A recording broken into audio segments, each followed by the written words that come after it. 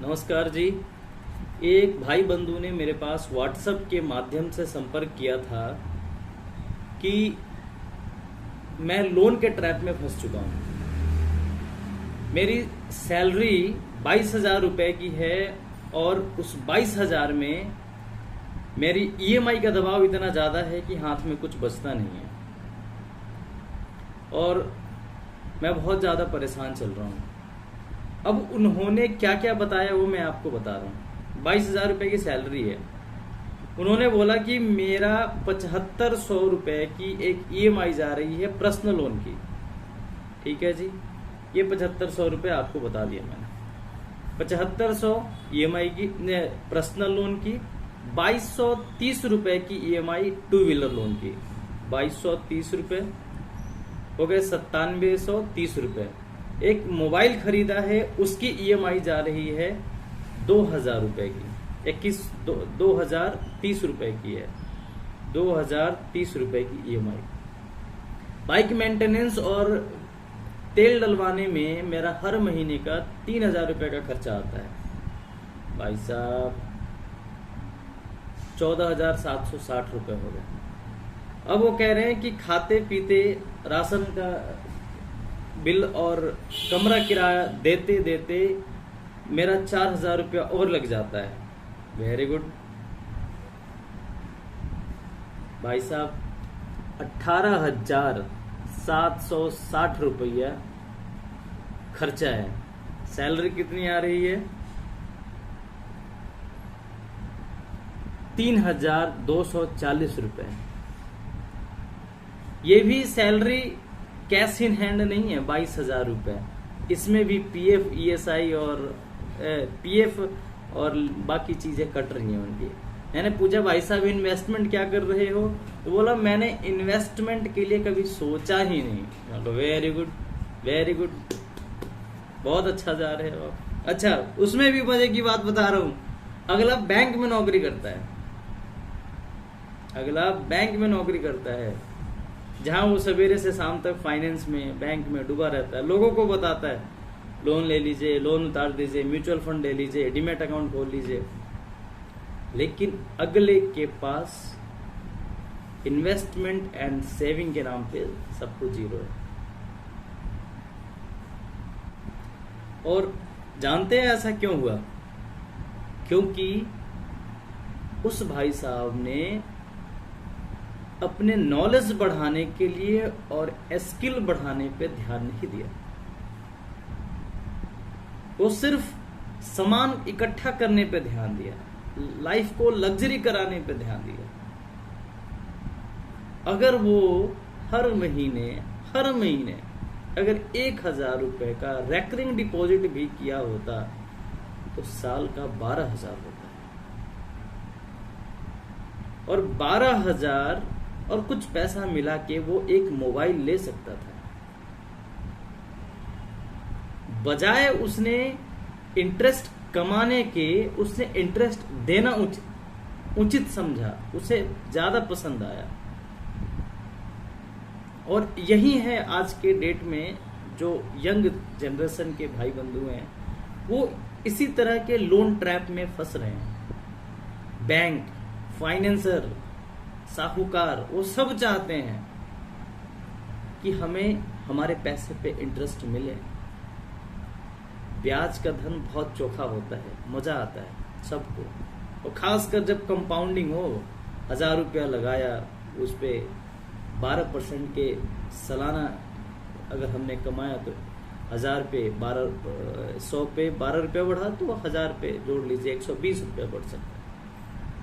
फिर उसे 1,120 रुपया वो मार्केट में लगाएगा, फिर उस पर इंटरेस्ट कमाएगा। और हम जैसे भाई बंधु जो क्रेडिट सीकर हैं, जो लोन में फंसे हुए हैं, जो हमें नए नए मोबाइल, नए नए टीवी, नई नई बाइक अट्रैक्ट करता है, उसमें हम जाके फंस जाते हैं। कभी हमने ये नहीं सोचा कि जो पैसा हम फाइनेंसर या बैंकर को दे रहे हैं, उसी पैसे को हम स्टॉक मार्केट में इन्वेस्ट कर दें। उसी पैसे को हम म्यूचुअल फंड में लगा दें, उसी पैसे को हम एक रेकरिंग डिपॉजिट में लगा दें,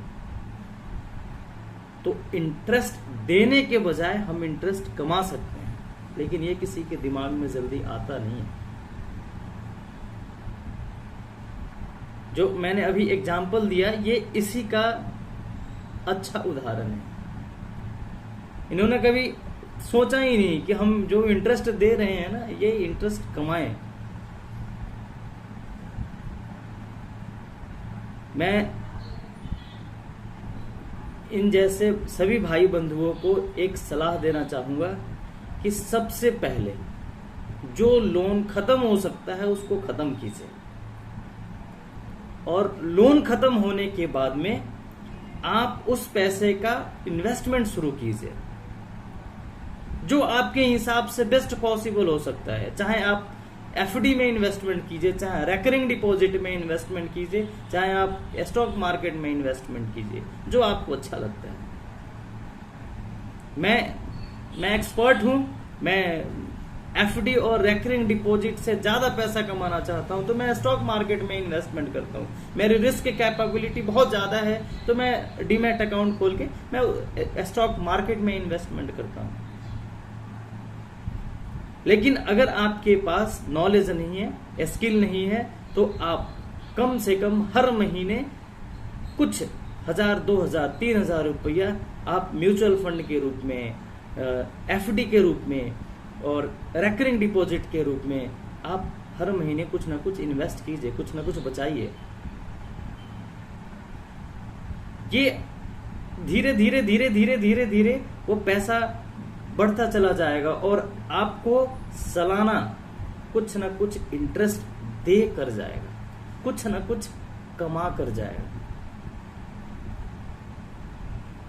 जिस हिसाब से महंगाई बढ़ रही है ना, हर साल 5 से 6% की महंगाई बढ़ रही है, उस हिसाब से हमारी इनकम ग्रोथ नहीं है। उस इनकम ग्रोथ को बीट करने के लिए हमें हर महीने कम से कम 5000 रुपए की इन्वेस्टमेंट करनी पड़ेगी।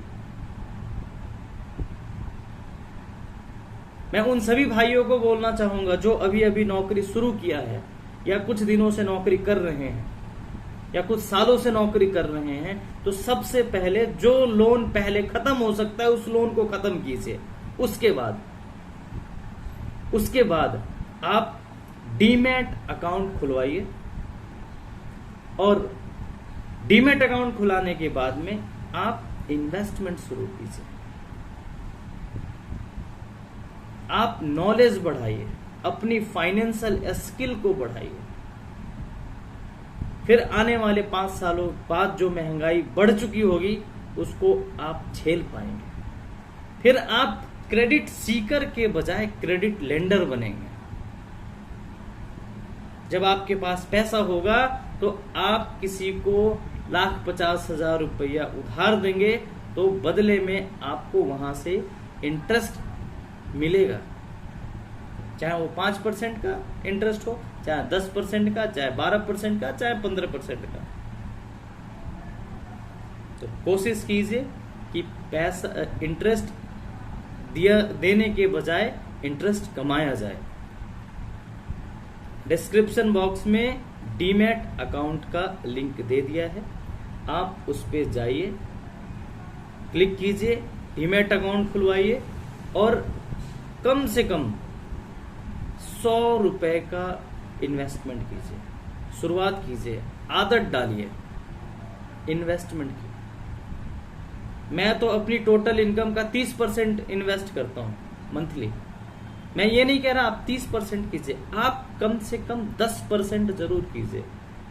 आपको नहीं पता चल रहा है कि हाँ इन्वेस्टमेंट स्टॉक मार्केट में कौन सा शेयर खरीदा जाए, किस कंपनी का खरीदा जाए, सब छोड़ दीजिए। टाटा मोटर के 5 शेयर खरीद लीजिएगा, टाटा स्टील का 5 शेयर खरीद लीजिएगा। ये हो सकता है, हर महीने कर सकते हैं। कीजिए ना, शुरुआत आज से ही कीजिए। लेकिन जो उदाहरण दिया है जिस भैया का, जो बैंक में नौकरी करते हैं और बैंक में काम करने के बावजूद भी वो ईएमआई के दबाव में हैं, और वो उन्हें ले डूबेगा। अगर वो अभी भी सचेत नहीं हुआ ना, तो वो आने वाले टाइम पे ऐसा फंसेगा कि ईएमआई बाउंस होनी शुरू हो जाएगी। और ईएमआई बाउंस होने का मतलब कि फ्यूचर खराब होना है। फिर कल को जब सपोर्ट की आवश्यकता होगी तो कोई भी बैंक फाइनेंस नहीं करेगा। ठीक है ना। तो कोशिश कीजिए जो लोन जितना जल्दी हो सकता है क्लोज कीजिए, और इन्वेस्टमेंट आज से ही शुरू कर दीजिए। पहला इन्वेस्टमेंट किस पे करना है? अपने नॉलेज पे और अपने स्किल को बढ़ाने पे। दूसरा इन्वेस्टमेंट कहाँ करना है? स्टॉक मार्केट में, एफडी में, रेकरिंग डिपॉजिट में, इंश्योरेंस में, जहां भी आपकी इच्छा है, जो आपको सबसे ज्यादा सहूलियत लगता है। चलिए मिलते हैं अगली वीडियो में।